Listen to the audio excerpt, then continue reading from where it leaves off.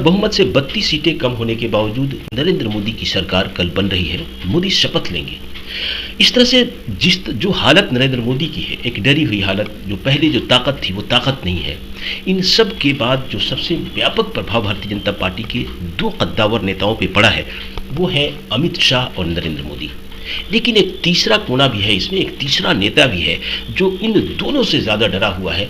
उस नेता का नाम है योगी आदित्यनाथ। योगी आदित्यनाथ के डर की वजह ये नहीं है कि भारतीय जनता पार्टी में केंद्र की जो सरकार बन रही है वो कमज़ोर होगी, बल्कि उनके डर का कारण ये है कि उत्तर प्रदेश में भारतीय जनता पार्टी के सबसे बुरे प्रदर्शन का ठीकरा योगी आदित्यनाथ पे फोड़ा जा रहा है। और इस वजह से योगी आदित्यनाथ को ऐसा लग रहा है कि उनकी कुर्सी खतरे में है और उनके साथ कुछ भी हो सकता है। आज हक की बात इरशादुल हक के साथ में हम इसी बिंदु पे चर्चा करेंगे और ये समझने की कोशिश करेंगे कि योगी आदित्यनाथ सबसे ज़्यादा डरा हुआ नेता भारतीय जनता पार्टी में आज की तारीख में है। तो इसके पीछे की वजह क्या है और क्या भारतीय जनता पार्टी ने एक तरह से योगी आदित्यनाथ को अलग थलग करने की शुरुआत कर दी है। सबसे पहले जिक्र इस बात का करेंगे कि कल जब एनडीए की बैठक हुई उसमें योगी आदित्यनाथ सशरीर मौजूद थे। वो हर बात पर ताली बजा रहे थे, लेकिन जब वो वापस दिल्ली से लखनऊ आते हैं उन्होंने दो मीटिंग की। एक मीटिंग अधिकारियों के साथ की और जो दूसरी मीटिंग की एक तरह से कैबिनेट की बैठक की। लेकिन इस कैबिनेट की बैठक में उनको सबसे पहला झटका तब लगा जब उनके दोनों उप मुख्यमंत्री इस बैठक में शामिल नहीं हुए। न तो केशव प्रसाद मौर्य टर्न अप हुए और ना ही ब्रजेश पाठक इस मीटिंग का हिस्सा बने। और ये दोनों के दोनों नेता जेपी नड्डा के साथ बैठक करते रहे, अमित शाह के साथ बैठक करते रहे और उन्होंने योगी आदित्यनाथ द्वारा बुलाई गई कैबिनेट की बैठक में शामिल होने नहीं पहुंचे। अब सवाल ये किया जा रहा है कि क्या योगी आदित्यनाथ से केंद्रीय नेतृत्व सचमुच बहुत खफा है और क्या केशव प्रसाद मौर्य और ब्रजेश पाठक ये दोनों के दोनों उप मुख्यमंत्री मीटिंग में कैबिनेट की बैठक में नहीं आए। तो इसकी कोई अभी तक वैसी वजह भी पता नहीं चली है कि आखिर क्यों नहीं आए।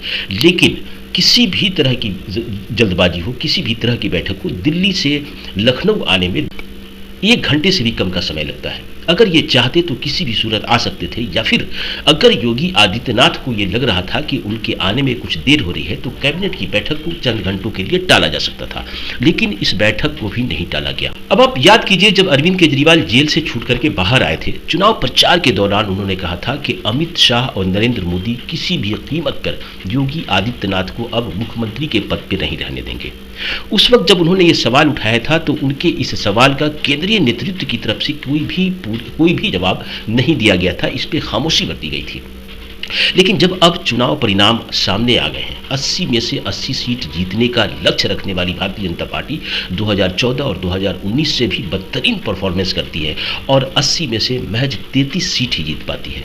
तुर्रा तो यह है कि अखिलेश यादव की जो टीम थी, अखिलेश यादव की पार्टी लार्जेस्ट पार्टी के तौर पर वहां उभरती है और 37 सीटें जीतती है। इस तरह से भारतीय जनता पार्टी अब 2014 के बाद से बदतरीन परफॉर्मेंस की स्थिति में आ गई। अब जैसे ही ये रिजल्ट शाम तक सामने आते हैं, सोशल मीडिया पे दो तरह की बातें काफ़ी तेज़ी से फैलती हैं।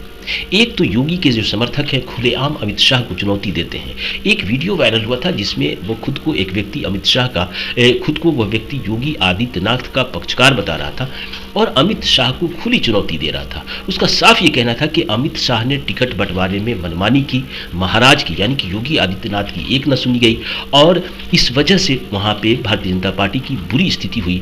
और वो यहाँ तक चुनौती देता हुआ बताया जा रहा है कि अमित शाह अगर उसका कुछ भी नहीं बिगाड़ सकते। दूसरी तरफ भारतीय जनता पार्टी के अलग अलग व्हाट्सएप ग्रुप में जो मैसेज दे रहे हैं उसमें कई तरह की बातें सामने आ रही हैं, जिसमें एक तरफ ये कहा जा रहा है कि भारतीय जनता पार्टी का जो आला कमान था वो योगी आदित्यनाथ का उपयोग नहीं करना चाहता था। योगी आदित्यनाथ की पूछ नहीं थी और योगी आदित्यनाथ के हिसाब से टिकट के बंटवारे का बंटवारा भी नहीं किया गया।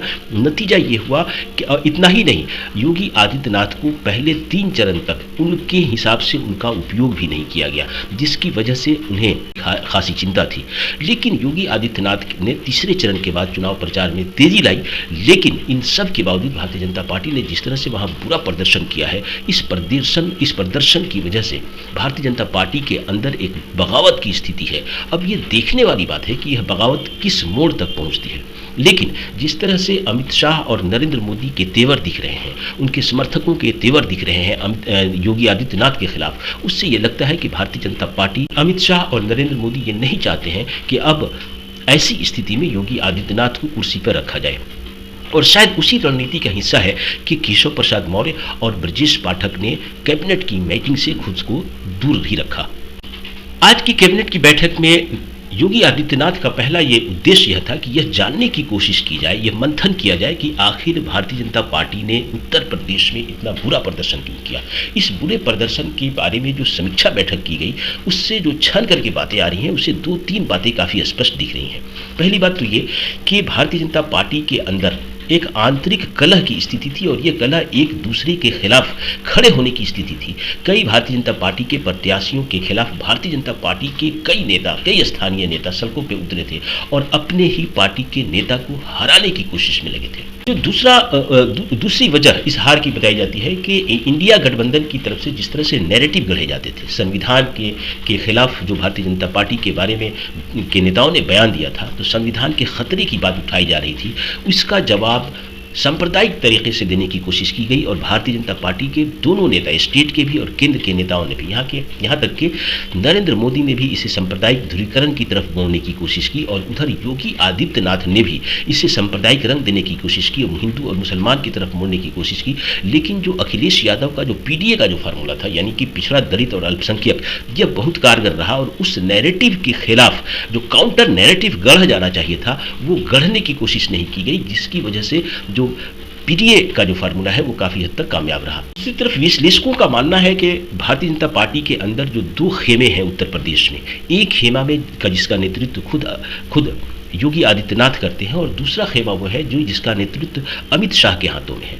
टिकट बंटवारे के मामले में अमित शाह ने किसी भी तरह से किसी तरह का सहयोग योगी आदित्यनाथ से नहीं लिया। इसकी वजह से योगी आदित्यनाथ के अंदर एक नाराजगी थी और यही नाराजगी उन्होंने अपने कार्यकर्ताओं को पास आउट किया, जिसका नतीजा ये हुआ कि योगी समर्थकों का एक बड़ा हिस्सा भारतीय जनता पार्टी के प्रत्याशियों के फेवर में जमीन पे नहीं उतरा और इसकी वजह से भी भारतीय जनता पार्टी की हार हुई। भी करके बात वही आती है कि क्या नरेंद्र मोदी कल शपथ लेंगे और शपथ ग्रहण के बाद उनके पास जो 2 चुनौतियां हैं, एक चुनौती तो ये कि उन्हें अपने गठबंधन सहयोगियों को खुश रखते हुए सरकार को आगे बढ़ाना है और दूसरा जो भारतीय जनता पार्टी के अंदर जो आंतरिक कलह है, बीजेपी के गढ़ में जो उत्तर प्रदेश है जहाँ पे सबसे ज़्यादा 80 सीटें हैं, वहाँ पर भारतीय जनता पार्टी के अंदर जो कलह है, जो कलह आज देखने को भी मिली है, इस कलह से कैसे निपटते हैं। ऐसे में कुछ लोगों का यह भी कहना है कि इस कलह से निपटने के लिए नरेंद्र मोदी और योगी आदित्यनाथ को एक के समानांतर जो योगी का एक गढ़ बनता जा रहा है, योगी की जो ताकत है, उस ताकत को कम करना नरेंद्र मोदी के अपने भविष्य के लिए काफ़ी महत्वपूर्ण है।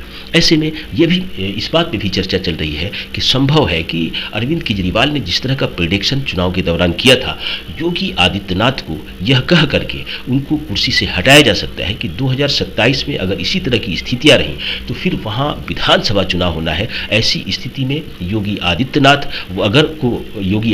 को अगर यूपी की कमान सौंपी जाती है तो फिर ये भारतीय जनता पार्टी के लिए काफ़ी नुकसानदेह होगा। ऐसी स्थिति में इस बात की गुंजाइश भी काफ़ी प्रबल होती जा रही है कि कुछ ही दिनों में योगी आदित्यनाथ को उनकी कुर्सी से हटाया भी जा सकता है।